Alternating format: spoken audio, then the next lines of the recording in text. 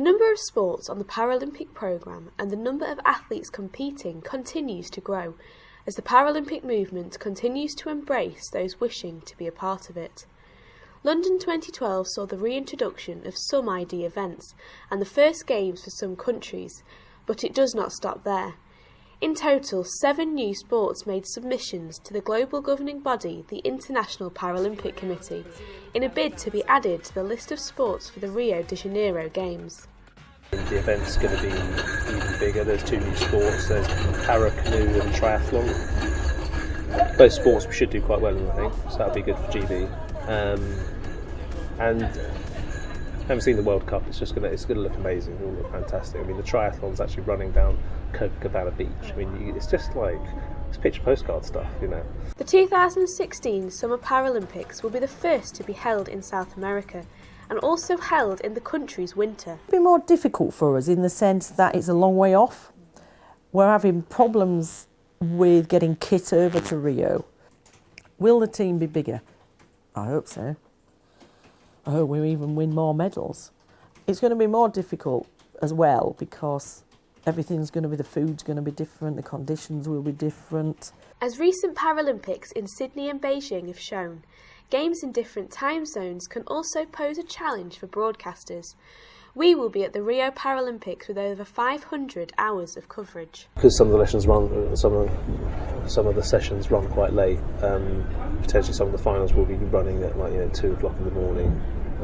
So we're sort of working with the IPC now around the schedule to see if we can get some of our top names billed into the earlier session, so we'll be getting them around sort of like 5-7 PM, which would be a great slot. Channel 4 is endeavouring to take the Paralympic ideal into the whole of its broadcasting team for Rio.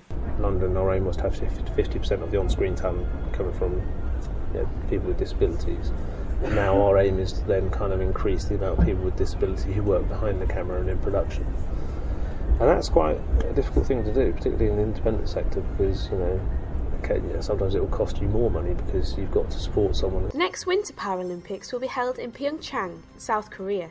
Also a long way to travel for our British athletes. The World Cup is in 2 years' time, so that's what they go for next. So that's their first goal, is the World Champs. And when they've done the World Champs, then you look to moving towards that Paralympics. So they are training for the next 4 years solidly to try and get to the Paralympics. We're hoping to take a team this year of 12 and increasing that. Hopefully we can increase that and get more medals, maybe 9 medals, hopefully from 5 to 9 is the hope. Team GB is hoping to grow from strength to strength on the back of the success of London. Game statistics show that countries tend to spike for home games and stay at that spike for the following games and then tail off, because the people that got into the sport that were good and had all those resources thrown at them for the home games are still going for the one after.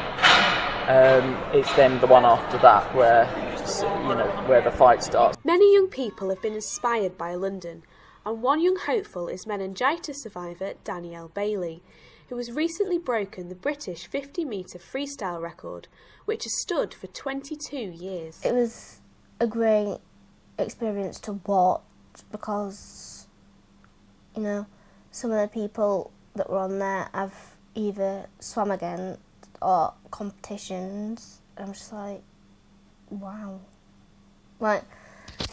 You'd never think some people that do, local competitions that could actually do London, and it was just amazing to watch. It made me more motivated, and if they can do it, I can do it. But I know it's going to take hard work, but I'll get there in the end.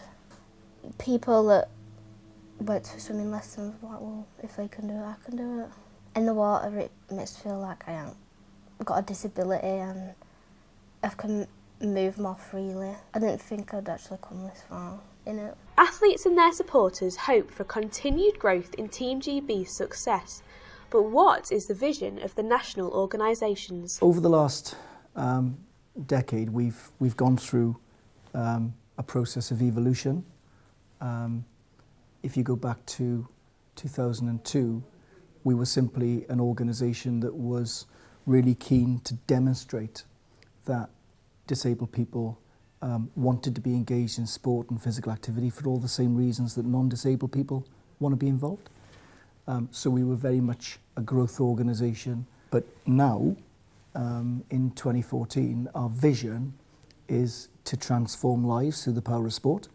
So we recognise that, you know, disability sport has a far broader reach than simply increasing participation and improving performance. It's around creating lifestyle opportunities. It's around ensuring that disabled people have choice about where and how they want to engage with not just the sports sector, but through sport into the social sector. It's around well-being. It's around social interaction. You know, there's all of these other benefits that disabled people can get through the power and the influence of something as dynamic as sport.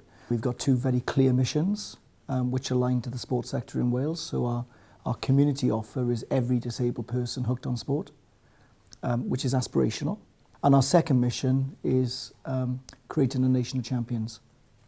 So again, based on the premise of performance, but it's very much around talent identification, maturing that talent and getting it to a point where it bleeds into the UK governing body structures, and then they go on and they compete at the highest levels of European, world and Paralympic sport. It may have taken a while, but Gutmann's prophecy has come to pass.